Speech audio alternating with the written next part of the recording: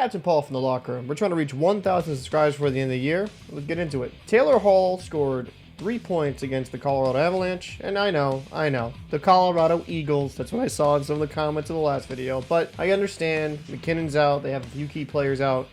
Still, Hall played extremely impressive. 2 goals, 1 assist, and this is going to be a conversation I want to have. Hall is currently on pace to score over 30 goals this season, because in 25 games played thus far, he already has 11 goals. This is why the Boston Bruins, in my opinion, are the deepest team in the NHL. You have a first line of Brad Marchand, Bergeron, DeBrusk, the second line of the Czechs of Zacha, Krejci, and Pastrnak, and then the third line with Hall, Coyle, and Frederic. And Frederic has done serviceable as a third line right wing. Ideally, you would want your $3.1 million player Craig Smith doing that, but he has been an absolute disaster. But into a more positive note, Taylor Hall's scoring shows how deep this Boston Bruins team is. And it brings up a discussion. If Taylor Hall scores 30 goals, and the rest of the players on this Boston Bruins team keeps at the points per game pace they are at, is there a deeper team in the NHL than the Boston Bruins? And I would have to argue no. Taylor Hall is not that far removed from that New Jersey double season where he was an MVP. He still has his great skating, still has his drive. I like a lot of what I see out of Hall's game. Having him on the third line creates matchup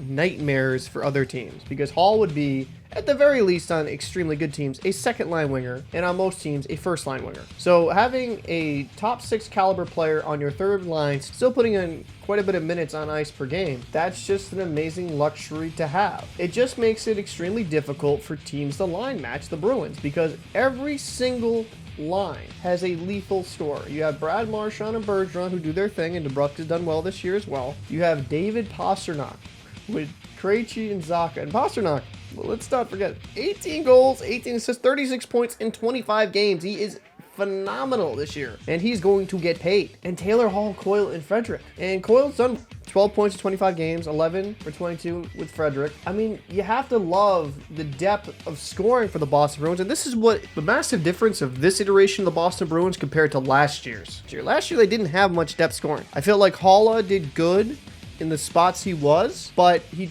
wasn't a true second line center. You get Krejci back from overseas. You have a proper slotting of Coyle as a third line center. I just don't see a better team on paper than the Boston Bruins. Now, the teams on paper do not always win cups, that is true, but it helps you kind of get to that destination. I'd be interested to know your thoughts down below in the comment section. Do you agree with me? Do you think the Boston Bruins offensively is the deepest team in the NHL? And if not, who would be your team that you would consider as the deepest offensive scoring team? And you know what? Just for a kicker, defensively as well, who do you think is the deepest team defensively in the NHL? Be interested to hear those comments. I'm Captain Paul from the locker room. We're trying to reach 1,000 subscribers before the end of the year, and I'll see you in the next video. Just trying to find chemistry, and sometimes it's just tough to find at short notice.